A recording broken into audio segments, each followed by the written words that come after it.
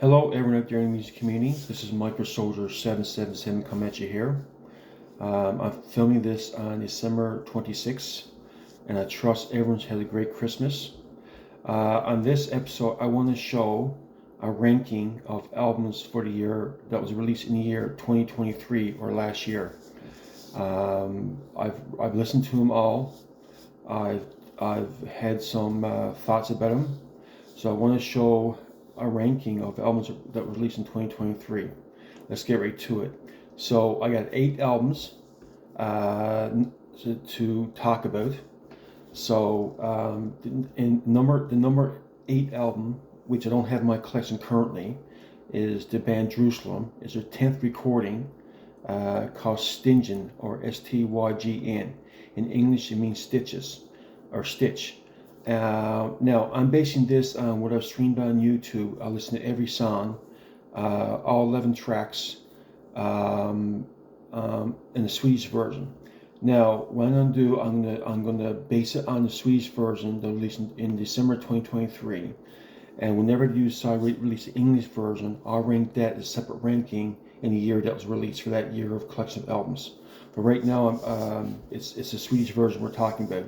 So I ranked that at number 8. I gave that a score of about 7 out of 10. But I think once I hear the English version, I think that score will come up a little bit. So rank that at number 8. Next one we have is a Christian Lilligren project called Flames of Fire. I ranked it as number 7. There you have it. And I find this not as good as the one before it, the self-titled one, but there's a lot of great tracks on. So Christian Lilligren is from Narnia, it sings lead vocals along with some other players, and I ranked that one as a 7.2 out of 10. So some good songs. It's a decent to good album. It's a good album, but like I said, there's didn't hit me as well as the first one. So. Next up, now there are a couple albums here that upon listen is better than what I anticipated. So number 6 we have Sweet Lynch, and I ranked that at 7.5 out of 10, called Heart and Sacrifice. And this is better album than what I anticipated. Of course, it has Michael Sweet of Striper and George Lynch of Dokken on guitars. So it's a good album. I find it much better than the last 2 albums. There you have it, Sweet Lynch, Heart Sacrifice. Oh, by the way, Flames of Fire, this one's called Our Blessed Hope. There you have it. And the best track on this is Prayer Warriors. This is a good track. So it's got a lot of great songs on this one, by the way. So there you have it, number 6. Next up, we have Applehead. Now, these 3 albums are a tie, but I ranked these based on what I felt would be about how I felt the album in general. So here you have Applehead, Lifeside the Apple, and I ranked this in 7.9 out of 10. Now, this also featured Greg Minier of Crucified. Now, I did put out Applehead back in the early 90s. This is the second one, follow-up I got. Now, what piqued my interest about Minier is that he did an EP back in early 90s called Minier, and Rock's Record re-released it there a couple years back. So, the fact that it was releasing this one piqued my interest. So I got it, I liked it, I thought it was a pretty good album. It's not as, there's different elements in it. Sort of got that groove-based hard rock metal. It's got some doomy qualities, got some speed metal, almost borderline thrash qualities, this album. But overall, it's a great listen. So you have Applehead, Lifeside the Apple, coming in at number 5. There you have it. Okay, number 4. Also a tie, we have Narnia, which is called Ghost Town. Great album. I find it's overall a good album, but I find the last 2 or 3 songs towards the end of the album is sort of okay, pretty good, sort of okay.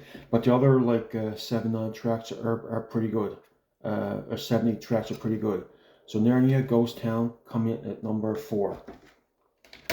This is another album that I've heard, and it's a lot better, much better than what I anticipated. This is Alessandro Del Vecchio and Michael Sweet's project, Soul Driver. Great album. I must say, I'm pretty impressed with the album. If you like Journey, Bon Jovi, that kind of vibe to the songs, with some little bit of tinge of bluesy aspects. You'll like this one, Soul Driver. This is number 3. I think it's a good album. Just definitely have repeat listens. Soul Driver, Return Me to the Light. Great album. All right, so number 2, we have Theocracy, Mosaic, and I also rank this one as a 8 out of 10. Yes, 8 out of 10 for this one. I recently heard, after putting out for many years, the one before this in Ghost Ship, and this is a much better album. This blows Ghost Ship out of the water, in my opinion. Every song is great. I think my favorite song of this is probably "Return to Dust." It's one of their singles. I think it might have been a lead-off single. But like I said, "Flicker's" a good tune too. "Red Sea" is also a good tune. It's a 20-minute epic. I don't really go for 20-minute epics, but "Red Sea" is a pretty good song. It's a 20-minute song. So there you have it. Theocracy, Mosaic, coming at number 2. And number 1, coming at number 1. Now I got 3 releases that sort of Narnia related. This is the third one. We have Martin Simpson's "Destroyer of Death." This is number 1 with Rob Rock on vocals and CJ Grimmack on guitar. With this one, this is a great one. Martin Simpson's "Destroyer of Death," Eternal Rain. This is a great album. The only song I don't like or sort of okay is "Dragon Defeated." That sort of is lacking a bit. It's got 9 tracks. It's got 2 different versions of Master of All, but great album. There you have it. I highly recommend you pick up all these albums, by the way. That's number 1. There you have it, folks. That's my ranking of the year 2023. Hope you enjoyed this. Also did a ranking of, now overall we have 8 albums. That's pretty good as far as I'm concerned. I started doing rankings back in 2022 because 2022 I had 11 releases. In 21 I only had 3 or 4 releases. So almost like since 2022 going forward, we're starting to get more and more releases, kind of like the way it was back in the 80s. I remember, I'm reflecting back before this video about how many releases I have in the 80s, from 86 to 89. And I got anywhere from, say, 5 to 15 releases each year. So it's almost like a throwback to the 80s, where I'm having a fair bit of releases since 2022 of releases to fair amount of releases I'm buying or getting. And also I'm looking at 2024. I have around 6 to 8 albums I'm going to be showing or airing or talking about for 2024. And if 2025 shakes out to be like 2024 and 2023, 2025 I think we'll have a fair bit of releases as well. I'll be picking up as well. So also in the link below, I'll include a link of the year 2022 in the description below. So if you want to rewatch that or have a look at that video, you're more than welcome to. All right, folks, have a great day. Merry Christmas, all the best, and rock on. Bye now.